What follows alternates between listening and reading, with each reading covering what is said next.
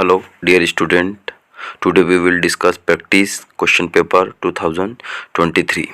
Set A class 10 subject English. Now we will discuss section A reading parts. Read the following passage carefully and answer the questions given below. आपका ध्यान से इस passage को पढ़ना है और प्रश्नों के जवाब देना है. Today perhaps your only association with the word polio is the Sabin oral vaccine that protects children from the disease. आज शायद your only association with the word polio, तुम पोलियो वर्ड से बिल्कुल एसोसिएशन होंगे, मतलब जानते होंगे. और कैसे जानते होंगे? Is the Sabin oral vaccine, जो वैक्सीन का नाम है, that protect children from the disease, जो बच्चों को क्या करती हैं? बीमारी से बचाती हैं. 55 ईयर अगो, आज से लगभग 55 वर्ष पहले, दिस वॉज नॉट सो, ऐसा नहीं था. द ड्रीडेड डिजीज, ये जो भयंकर बीमारी थी, खतरनाक बीमारी थी, which mainly affected the brain and the spinal cord, जो कि मस्तिष्क और स्पाइनल कॉर्ड को बहुत ज़्यादा प्रभावित करती थी. Cause stiffening and weakening of the muscles, जिसके कारण खिंचाव होता था और मसल्स हमारे कमज़ोर पड़ जाते थे. क्रिपलिंग एंड पैरालिसिस, और कहीं न कहीं विकलांगता आती थी और पैरालाइज हो जाता था व्यक्ति. विच इज़ वाई, इसीलिए I am in wheel chair today, लेखक बताता है कि मैं इसीलिए आज व्हील चेयर पर हूँ. इफ समबडी हैड प्रेडिक्टेड, शायद किसी ने पहले भविष्यवाणी भी की थी. प्रेडिक्टेड का सेंस क्या होता है? भविष्यवाणी करना, पूर्वानुमान. व्हेन आई वॉज बॉर्न, जब मैं जन्मा था, that this would happen to me, जो कि मेरे साथ हुआ था.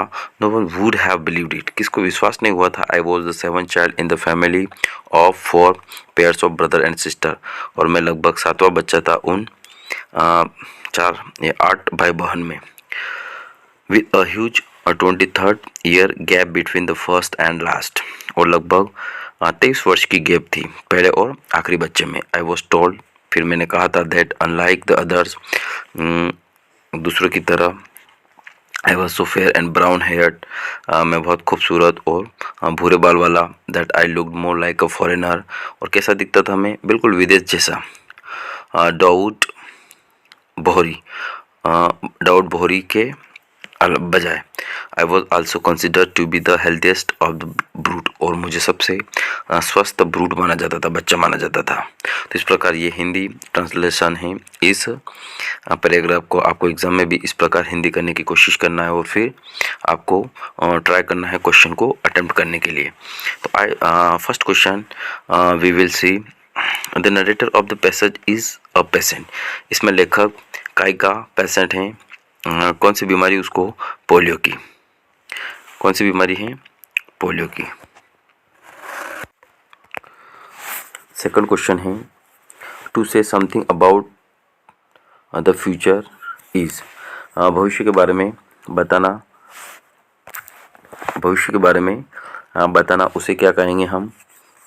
तो उसके लिए हम यूज़ करेंगे predict. The narrator was the 7th child in the family that had, जो 7वां बच्चा था परिवार का, वो कैसा था? 1 स्कोर चिल्ड्रन, एक स्कोर चिल्ड्रन था, या फिर 8 चिल्ड्रन था, या 9 चिल्ड्रन था, या 23 चिल्ड्रन था. तो हमारा सही आंसर होगा B, 8 children. Polio the dreaded disease mainly affected the, जो पोलियो है, जो खतरनाक बीमारी है, जो खासकर प्रभावित करती है हमारे फिजिकल पार्ट को, तो ब्रेन और spinal cord. What made the narrator look like a foreigner, कौन सी चीज़ उसको एक विदेशी की तरह बनाती हैं? He was fair and brown hair, या he was fair and red hair, या फिर he was fair and skinny hair, या he was dark and black. तो हमारा सही आंसर होगा he was fair and brown hair.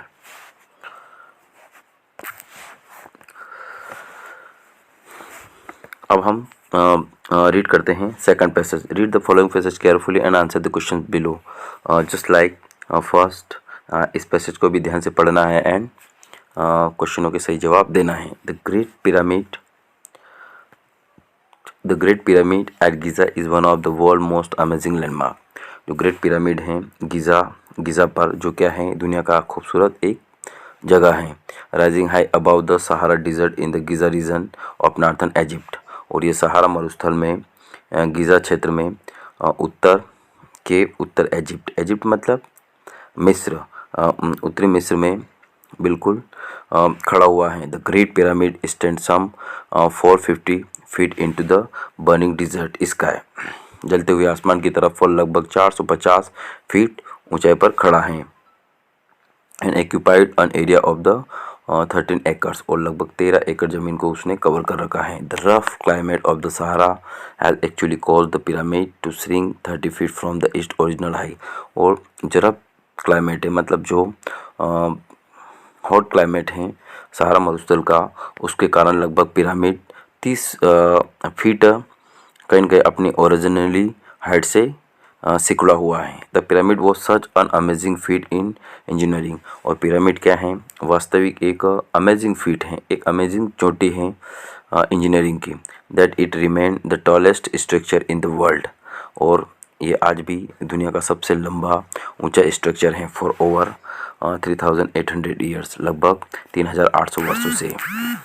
The entire pyramid was originally faced with the polished limestones to make it shine brilliantly। और इसको कैसे polish किया गया है, लाइमस्टोन से, चुना पत्थर से, जो कि इसकी चमक को सूरज में बहुत अच्छा करता है। Most Egyptologist scientist who study ancient Egypt, बहुत सारे मिस्र के लोग या फिर जो वैज्ञानिक है उन्होंने इस प्राचीन मिस्र पर स्टडी की है। Agreed that great pyramid was built around 2560 BC।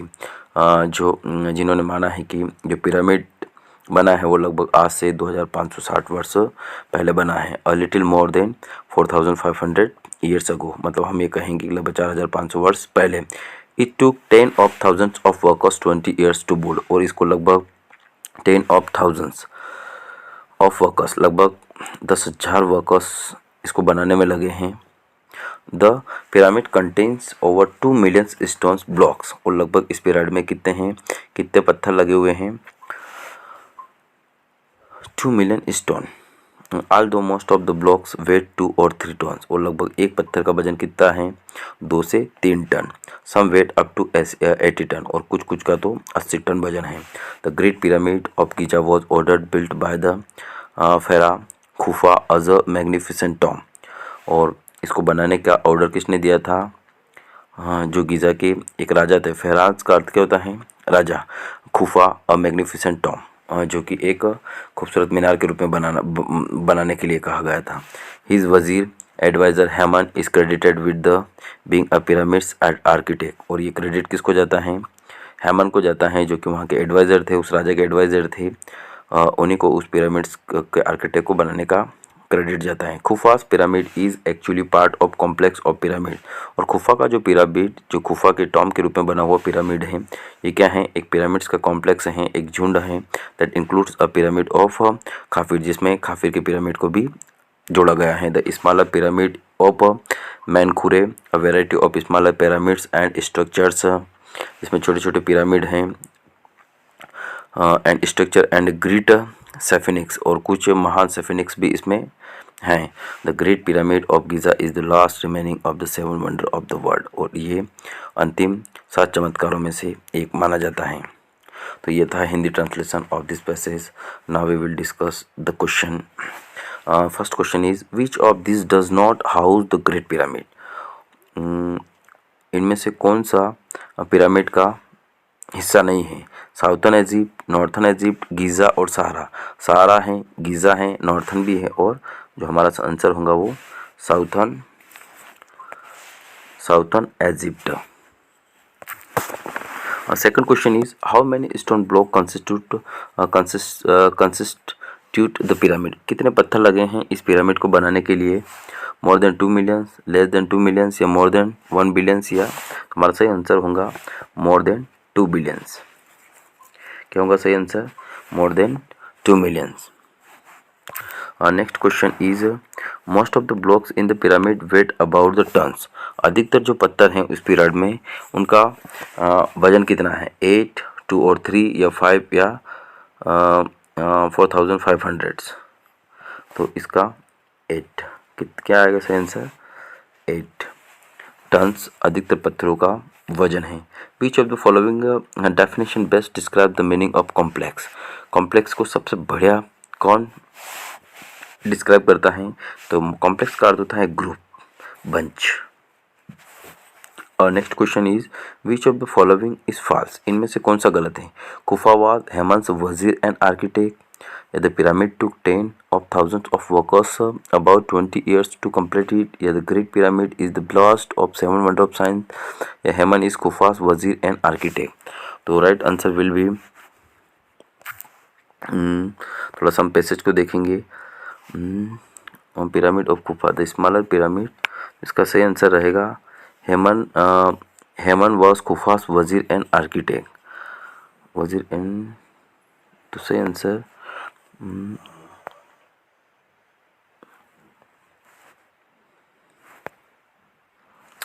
कुफा was हेमन वजीर, सही आंसर हमारा पहला, जो कि बिल्कुल फॉल्स है, गलत है।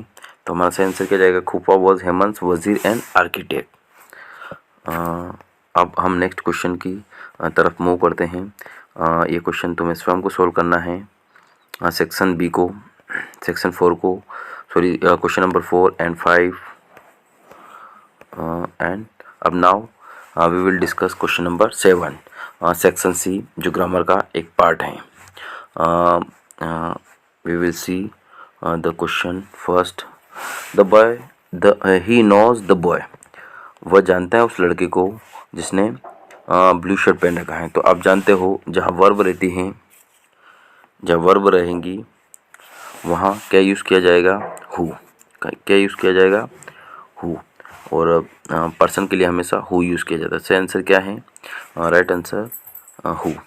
When I was young climb tree, तो ध्यान रखना है आपको यहाँ, जब भी पहले सेंटेंस में व्हेन आता है तो उस ब्लैंक में हम यूज़ करते हैं कैन, या फिर इज़ एम या आर आता है, वहाँ हम उसके साथ हम यूज़ करते हैं कैन। और जहाँ वॉज या वर आता है वहाँ हम यूज़ करते हैं कुड। अब थर्ड क्वेश्चन है how sugar do you take in tea. तो इसको भी हम कैसे देखेंगे? दो प्रकार की नाउन होती हैं, एक होती है काउंटेबल और एक होती है अनकाउंटेबल। काउंटेबल के साथ आता है मैनी और अनकाउंटेबल के साथ आता है मच। तो यहाँ शुगर है, शुगर क्या है? अनकाउंटेबल नाउन है, तो इसके साथ हम यूज़ करेंगे मच। अब हम देखते हैं fourth question. Ganga is the sacred river, आप जानते हो कि जो हमारे देश की पवित्र नदी है उसके सामने हमेशा द आर्टिकल यूज़ किया जाता है। ही इज़ डाइड कैंसर, तो इसको भी आपको देखना है। जब भी किसी गंभीर बीमारी से किसी व्यक्ति की डेथ होती है तो वहाँ हम यूज़ करते हैं ऑफ। क्या यूज़ करते हैं? ऑफ। जैसे his uncle died of malaria of कोविड-19। और यदि किसी अपने देश के लिए शहीद होता है तो वहाँ हम यूज़ करते हैं फॉर कंट्री। और किसी अन्य कारण से यदि किसी व्यक्ति की डेथ होती है तो वहाँ यूज़ करते हैं हम फ्रॉम। जैसे he died from accident, he died from hunger. तो इस प्रकार हम क्या यूज़ करेंगे? फ्रॉम। तो यहाँ हमारा सही आंसर होगा ऑफ। अब आखिरी क्वेश्चन है हमारा और 6th question. He wanted to become, हमेशा टू के बाद कौन सी फॉर्म आती है? टू के बाद हमेशा वर्ब की फर्स्ट फॉर्म आती है। तो हम देखेंगे इसमें वर्ब की फर्स्ट फॉर्म कौन सी बिकम से है, तो ये आएगा नहीं, बिकम बीइंग नहीं आएगा, और यहाँ क्या आएगा? सही आंसर बिकम। ओके, अब देखते हैं हम अगले question. He did his work well, इसको कैसे हम सॉल्व करेंगे? तो हम देखते हैं चेंज इनटू नेगेटिव। तो इसको कैसे हम चेंज करेंगे? ही डिड, ये डिड हमारी क्या है? वर्ब की सेकंड फॉर्म है। तो वर्ब की सेकंड फॉर्म जहाँ होती है वहाँ हम कौन से हेल्पिंग वर्ब निकालते हैं? डिड। और फिर क्या लगाना हमें? नॉट। और डिड से हमने वर्ब की सेकंड फॉर्म होने के कारण हमने डिड नॉट इसमें से निकाला, तो ये वापस अपनी फर्स्ट फॉर्म में कन्वर्ट होंगी। तो यहाँ हम लिखेंगे डू। तो क्या आंसर आएगा सही? He did not do work well. Okay, अगला क्वेश्चन देखते हैं, unless you work hard you will fail. तो यहाँ क्या आएगा, अनलेस। यहाँ आपको यूज़ करना है इफ़, क्या लगाना है, इफ़। तो अनलेस की जगह हम क्या यूज़ करेंगे, अनलेस की जगह हम यूज़ करेंगे इफ़। क्या यूज़ करेंगे, इफ़ यू। और जब भी हम इफ़ यूज़ करते हैं तो उसके साथ हमेशा हेल्पिंग या तो डज नॉट आता है या डू नॉट आता है। तो यू है हमारे पास, तो यहाँ क्या आएगा, डू नॉट। तो हम लिखेंगे unless, sorry, if you do not work hard you will fail. यदि तुम कठिन काम नहीं करते हो तो तुम क्या हो जाओगे, फेल हो जाओगे। क्या होगा सही answer, if you do not work hard you will fail. Okay.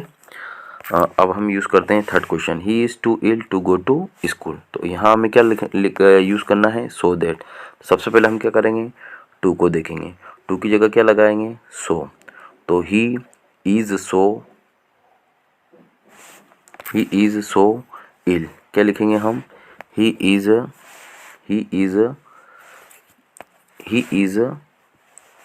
क्या लिखेंगे, ही इज़ सो इल। और टू की जगह फिर हमें क्या लगाना है, दैट। क्या लगाना है, that he is so ill that. और दैट के बाद क्या यूज़ करना है हमें, जो हमारी प्रोनाउन पहली है ही, और यहाँ क्या है, इज़ है, तो हम क्या यूज़ करेंगे, he can not go to school. तो हम इसको लिखेंगे, he is so ill that he can not go to school. अब देखते हैं हम अगला क्वेश्चन, पैसिव वॉइस कैसे बनाएंगे। Passive voice, children are making toys. तो क्या करेंगे हम, टॉयज़ को हम क्या लिखेंगे, पहले लिखेंगे। तो क्या लिखेंगे, टॉयज़, और टॉयज़ प्लूरल है तो हम क्या लिखेंगे, toys are made by children, okay. अब देखते हैं हम लास्ट एंड फिफ्थ क्वेश्चन, इसको कैसे हम अरेंज करेंगे। तो इसमें सबसे पहले हमें क्या देखना है, सब्जेक्ट। क्या देखेंगे, सब्जेक्ट द ओल्ड। क्या देखेंगे, द ओल्ड पर्सन या द ओल्ड मैन। सबसे पहले हम लिखेंगे द ओल्ड मैन वॉज। पहले क्या लिखेंगे, द ओल्ड मैन। दूसरे पे लिखेंगे man, the old man was. Third पे क्या लिखेंगे, वॉज अनऑनेस्ट। ये क्या लिखेंगे, चौथा अनऑनेस्ट पर्सन। ओके। तो क्या होगा सही answer, the old man was unhonest person. Okay. Last question, he has taken tea. इसको फिर वापस से इंट्रोगेटिव में हमें चेंज करना है। तो इंट्रोगेटिव के लिए हमेशा क्या करते हैं, हेल्पिंग वर्ब को आगे पुट करते हैं। तो क्या लिखेंगे, हैज़ ही टेकन टी, और पीछे क्या लगा देंगे, क्वेश्चन मार्क। तो क्या होगा सही आंसर हमारा, हैज़ ही टेकन टी, क्या उसने चाय पी ली। इस प्रकार हमारा आंसर बनेगा। ओके। अब हम डिस्कस करते हैं सेक्शन डी। फर्स्ट क्वेश्चन हमारा नोवे का, हु वॉज मिस्टर केजिंग। कौन था मिस्टर केजिंग, तो mister Keesing was her teacher. Next question हमारा, what has the poet saved in the poem dust of snow. क्या बचाता है वो, तो इसका सही आंसर होगा सम पार्ट ऑफ डे, दिन के कुछ भाग। Who was called kabai. Kabai किसे कहा जाता है, तो kabai was a baker's dress. और which seeds the Buddha ask Kisa Gotami to bring. Gautam Buddh ने किसा गौतमी को क्या लाने के लिए कहा गया था, तो मस्टर्ड ट्री, राई के दाने। ओके। अब देखते हैं हम क्वेश्चन नंबर 10।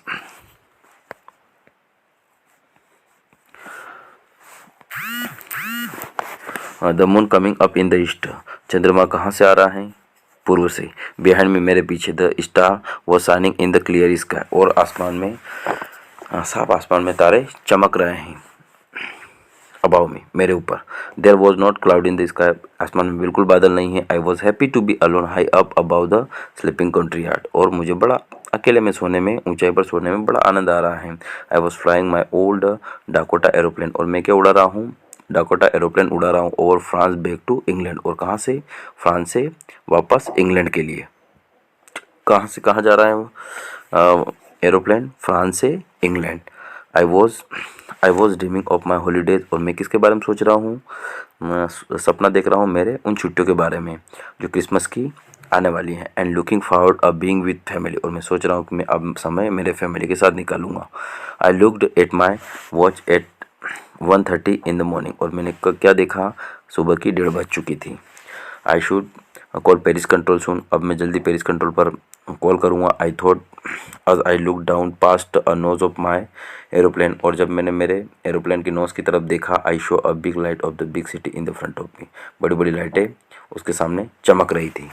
तो ये था हमारा पैसेज का हिंदी अनुवाद। जो एक्सट्रैक्ट हैं जो हमारी बुक से आया हुआ है। अब देखते हैं हम question. How was the weather when the pilot started flying aeroplane, कैसा मौसम था जब उसने एरोप्लेन शुरू किया उड़ाना, तो क्लियर, कैसा था, क्लियर। अगला क्वेश्चन है the pilot was returning from, pilot कहाँ से आ रहा था, फ्रांस टू इंग्लैंड से। और from which lesson has this text been taken, कहाँ से लिया गया है, द ब्लैक एरोप्लेन से, कहाँ से, द ब्लैक एरोप्लेन से। अब नेक्स्ट क्वेश्चन हम देखते हैं इसी का बी वाला part. Read the following extract carefully and answer the questions given below. The way of crow shook down on me.